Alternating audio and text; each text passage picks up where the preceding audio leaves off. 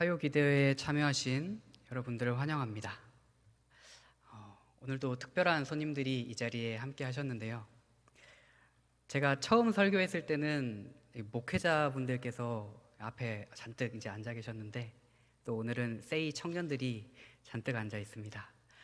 다음번에는 또 어떤 손님들이 제 설교에 참여하게 되실지 기대가 되는 것 같습니다. 오늘 저는 여전한 예수님의 사랑이라는 제목을 가지고 함께 말씀을 나누고자 합니다. 제가 오래 살진 않았지만 살아가다 보면 이런 생각을 할 때가 있는 것 같습니다. 내가 이렇게 흔들리고 있는데 주님은 여전히 나를 사랑하실까? 내가 주님과 멀어진 것 같은데 주님은 아직도 나를 붙들고 계실까? 신앙의 여정 가운데 이런 의문은 누구나 한 번쯤 마주합니다. 어떤 때는 주님의 사랑이 느껴지지 않을 때도 있고, 또 어떤 때는 주님이 너무 멀리 계신 것처럼 느껴질 때도 있습니다. 하지만 오늘 본문은 분명히 말합니다. 예수님은 결코 우리를 놓지 않으셨고 지금도 여전히 사랑으로 우리를 붙들고 계신다고 말입니다. 오늘 우리는 마태복음 14장의 사건을 통해 제자들에게 세 가지 모습으로 나타난 예수님의 사랑을 살펴보려고 합니다. 다 함께 하나님의 말씀 마태복음 14장 22절부터 27절까지의 말씀을 함께 보시겠습니다. 제가 읽겠습니다. 예수께서 즉시 제자들을 재촉하사 자기가 무리를 보내는 동안에 배를 타고 앞서 건너편으로 가게 하시고, 무리를 보내신 후에 기도하러 따로 산에 올라가시니라. 저물매 거기 혼자 계시더니 배가 이미 육지에서 술이나 떠나서 바람이 거스름으로 물결로 말미암아 고난을 당하더라. 밤 사경에 예수께서 바다 위로 걸어서 제자들에게 오시니 제자들이 그가 바다 위로 걸어오심을 보고 놀라 유령이라 하며 무서워하여 소리 지르거늘 예수께서 즉시 이르시되 안심하라 나니 두려워하지 말라. 아멘. 이 짧은 본문 속에는 예수님께서 제자들을 향해 보여주신 사랑의 방식이 직접적이 아닌 간접적으로 담겨 있습니다. 그 사랑은 때로는 단호히 떼어놓으시는 사랑이었고, 때로는 보이지 않는 곳에서 기도하시는 사랑, 그리고 마침내는 폭풍을 뚫고 찾아오시는 사랑이었습니다. 이제 본문을 따라가며 그 사랑이 어떻게 드러났는지 하나씩 살펴보겠습니다. 22절 말씀입니다.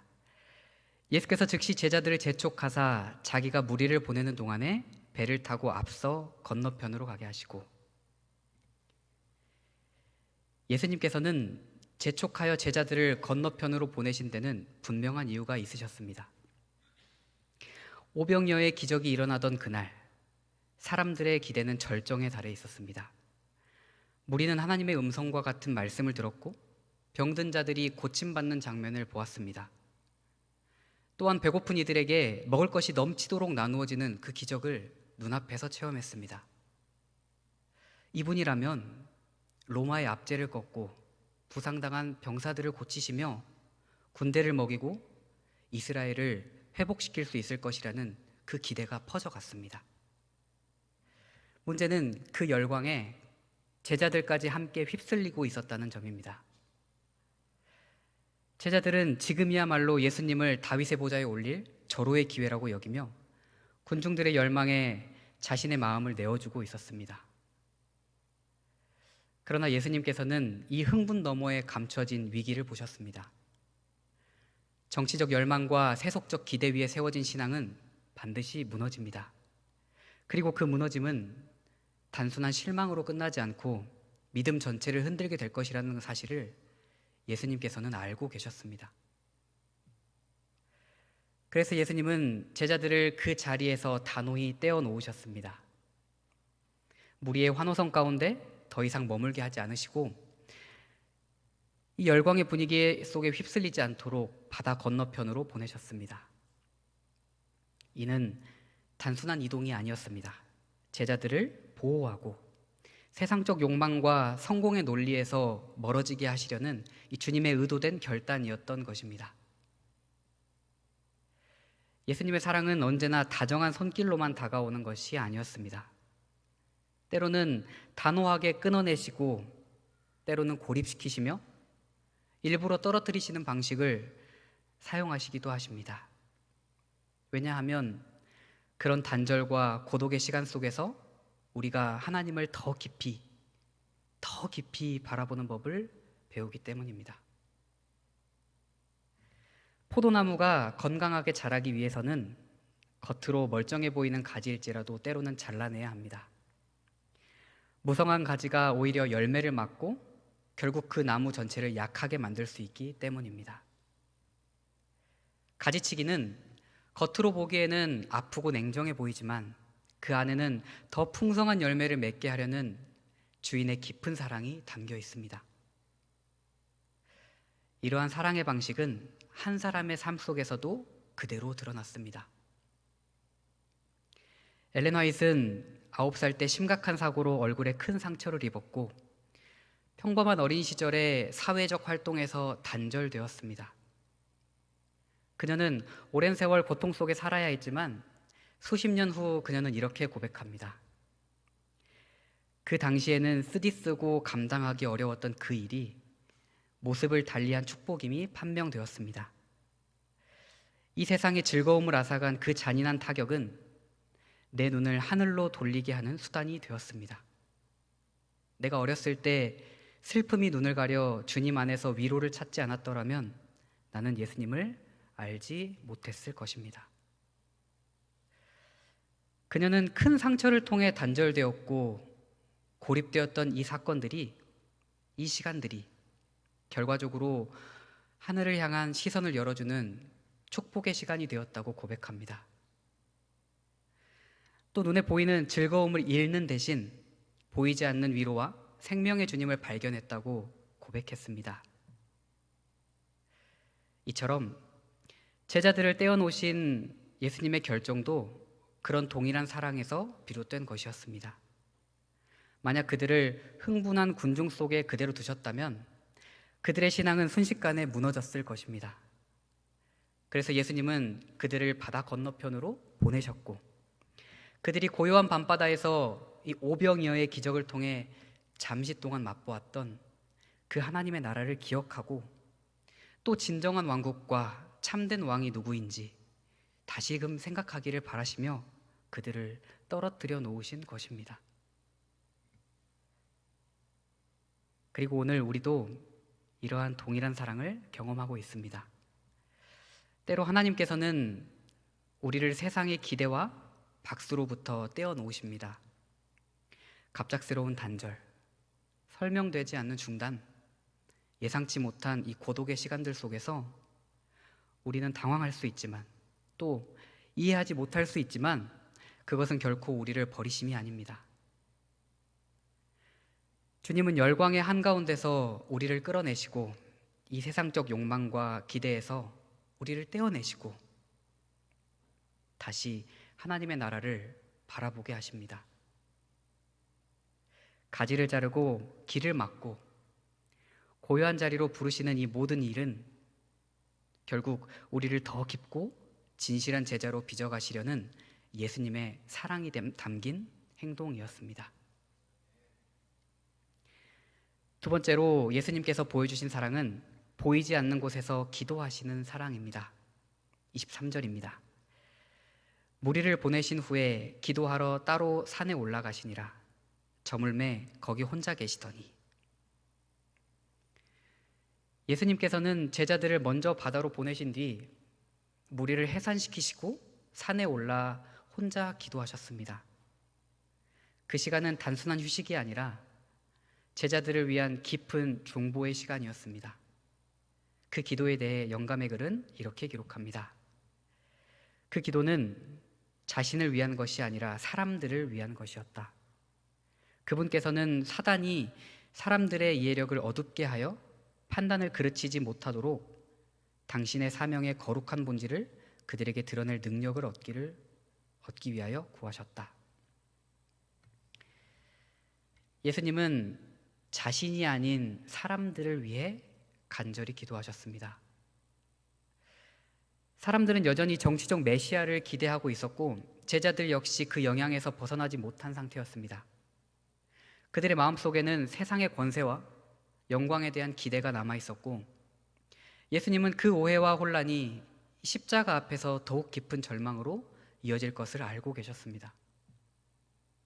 그래서 그 밤의 기도는 단지 평안을 구하는 기도가 아니었습니다. 제자들의 믿음이 무너지지 않도록 붙들어 달라는 그 간절한 중보의 기도였습니다. 그들이 장차 마주할 현실 속에 깨어 있을 수 있도록, 진정한 하나님의 나라를 이해하고 받아들일 수 있도록 성령의 도우심을 구하신 것입니다. 그 기도는 말없는 탄식이었고 사랑의 싸움이었습니다. 예수님은 홀로 계셨지만 외롭지 않으셨습니다. 그 이유는 바로 기도의 중심에는 제자들에 대한 깊은 사랑이 자리하고 있었기 때문입니다. 오늘날 우리도 그 사랑 안에 있습니다. 예수님은 그날 밤에만 기도하셨던 것이 아닙니다. 그분의 기도는 지금도 계속되고 있습니다. 우리는 여전히 연약하고 또 오해하고 흔들리기도 하지만 주님은 변함없는 사랑으로 우리를 위해 중보하고 계십니다. 기도는 가장 깊은 사랑의 언어입니다. 그리고 중보는 그 사랑이 끝까지 책임지는 방식입니다. 십자가를 향한 길목에서 예수님은 그렇게 사랑으로 기도하셨고 오늘도 그 사랑으로 우리를 붙들고 계십니다. 마지막으로 폭풍 속을 뚫고 다가오시는 사랑에 대해 살펴보고자 합니다. 24절입니다. 배가 이미 육지에서 술이나 떠나서 바람이 거스름으로 물결로 말미암아 고난을 당하더라. 제자들은 예수님의 명령에 따라 갈릴리 호수를 건너고 있었습니다. 그러나 그들의 순종은 기쁨에서 나온 것이 아니었습니다. 마음속에는 여전히 의문과 또 불만, 실망이 자리하고 있었습니다. 예수님께서 무리를 흩으시고 억지로 자신들을 배에 태워서 보내신 그 결정은 그들에게 쉽게 이해되지 않았습니다. 정말 저분이 우리가 기다리던 메시아가 맞을까? 혹시 바리새인들의 말처럼 우리가 무언가 잘못 알고 있는 건 아닐까? 영감의 글은 당시 제자들의 상태를 이렇게 묘사합니다. 불신이 그들의 정신과 마음을 점령하고 있었다. 명예욕이 그들의 눈을 멀게 하였다. 바리새인들이 주장하는 대로 예수님이 사기꾼은 아닐까 하고 그들은 의심하였다. 육체적으로 제자들은 순종하고 있었지만 그들의 내면은 여전히 흔들리고 있었습니다. 바다는 평온했지만 그들의 마음은 복잡하고 무거웠습니다. 예수님의 결정은 여전히 이해되지 않았고 그분에 대한 실망과 의문만이 그들의 마음속에 남아 있었습니다. 그러던 중 갑작스러운 폭풍이 그들을 덮칩니다. 제자들은 생존을 위해 필사적으로 노를 저었지만 아무리 애를 써도 배는 앞으로 나아가지 않았습니다. 물결은 점점 거세지고 이들의 노력이 아무 소용이 없자 그들은 단념한 채 이렇게 생각하기 시작했습니다. 예수님이 함께 계셨더라면 얼마나 좋았을까? 방금 전까지만 해도 그분의 의도를 의심하고 그분을 향한 실망과 불신이 마음속을 지배하고 있었지만 막상 위기의 순간이 닥치자 그들이 가장 먼저 떠올린 분은 바로 예수님이셨습니다. 그분이 함께 계셨던 이전의 항해, 바람과 파도를 꾸짖으시며 잠잠케 하셨던 그 장면이 제자들에게 자연스럽게 떠올랐고 제자들은 다시 예수님을 간절히 그리워하기 시작했습니다. 폭풍은 단지 자연의 현상이 아니었습니다. 그들의 마음속 깊은 곳에 자리 잡은 혼란과 의심을 드러내고 동시에 가장 필요하신 분이 누구인지를 깨닫게 하는 시간이었습니다. 우리의 삶에도 이런 폭풍이 있습니다. 뜻대로 되지 않는 상황, 감당하기 어려운 문제 앞에서는 우리의 본능적으로 발버둥치고 애쓰지만 결국 주님이 계셨다면 얼마나 좋았을까 하는 마음으로 그분께 돌아서게 됩니다. 바로 그때에 예수님께서 찾아오십니다. 25절입니다. 밤 사경에 예수께서 바다 위로 걸어서 제자들에게 오시니, 깊은 밤 모든 노력이 멈춘 그 시각에 예수님께서 무리를 걸어 그들에게 다가오셨습니다. 그분은 멀리서 지켜만 보는 분이 아니셨습니다. 제자들은 살기 위해 필사적으로 노력하며 주님을 잊고 있었을지라도 주님은 결코 그들을 잊지 않으셨습니다. 그분께서는 기다리시는 사랑이 아니라 찾아가시는 사랑을 보여주셨습니다. 의심과 불신, 혼란 속에 빠져있던 이 제자들을 향해 폭풍을 뚫고 찾아가시는 사랑을 보여주셨던 것입니다. 그러나 제자들은 그분을 알아보지 못했습니다. 믿음이 흐려지면 주님의 임재조차 두려움이 됩니다. 그들은 예수님을 유령으로 오해했고 더욱 큰 공포에 휩싸였습니다. 그때 주님께서 말씀하십니다. 안심하라. 나니 두려워하지 말라.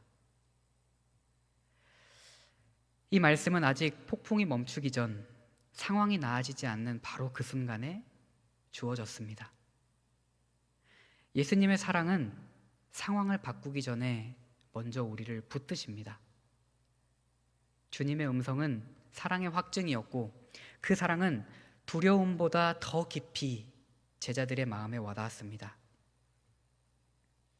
그리고 그 사랑은 오늘도 동일합니다.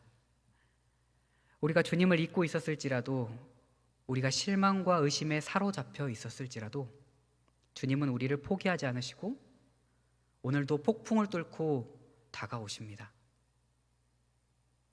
그 사랑이 있었기에 제자들이 다시 일어설 수 있었고, 그 사랑이 지금도 우리를 붙들고 있기에 우리가 안심하고 하루하루를 살아갈 수 있는 것입니다. 말씀을 정리하며 오늘 우리는 예수님의 세 가지 모습을 통해 제자들에게 베푸신 사랑의 방식들을 보았습니다. 세상적 기대에서 단호하게 떼어내신 사랑, 보이지 않는 곳에서 중보하신 사랑, 그리고 폭풍을 뚫고 끝내 찾아오신 사랑입니다. 이 사랑은 단순한 감정이 아니라 끝까지 책임지시는 주님의 신실한 의지에서 비롯된 것이었습니다. 그리고 이 사랑은 지금 우리의 신앙 여정에도 그대로 나타납니다. 혹시 우리는 주님을 따른다고 하면서도 여전히 세상의 기대와 내가 원하는 방식만을 고집하고 있지는 않습니까? 뜻대로 풀리지 않는 상황을 만났을 때 하나님을 향한 불신 또는 사람을 향한 불평과 의심으로 반응하고 있지는 않습니까? 신앙의 여정은 내가 원하는 대로 일이 풀릴 때보다 내 뜻과는 다른 길로 이끄실 때 더 깊이 빚어지는 것 같습니다. 주님은 때로 단절을 허락하시고 설명되지 않는 그 침묵 속에 우리를 두시며 결국 폭풍을 뚫고 우리에게 다가오십니다. 주님은 제자들을 버린 것이 아니라 훈련시키시고 끝까지 책임지셨습니다. 그리고 오늘도 흔들리는 우리를 향한 그 사랑을 여전히 나타내고 계십니다. 이처럼 끊임없이 우리를 향한 사랑을 나타내시는 그 예수님의 한없는 사랑을 힘입어 하루하루를 살아가시는 우리 삼육대학교의 모든 성도님들이 되시길 바라며 말씀을 마치도록 하겠습니다.